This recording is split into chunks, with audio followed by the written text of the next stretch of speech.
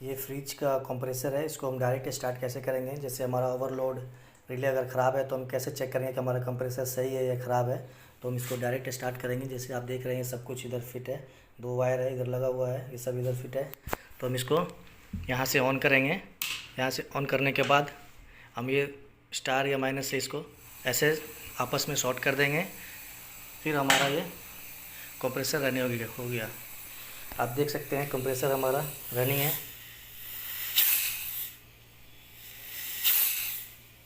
Compressor हमारा running है। तो इस तरीके से हम डायरेक्ट करके बिना ओवरलोड बिना रिले के कंप्रेसर को चेक कर सकते हैं। ओके।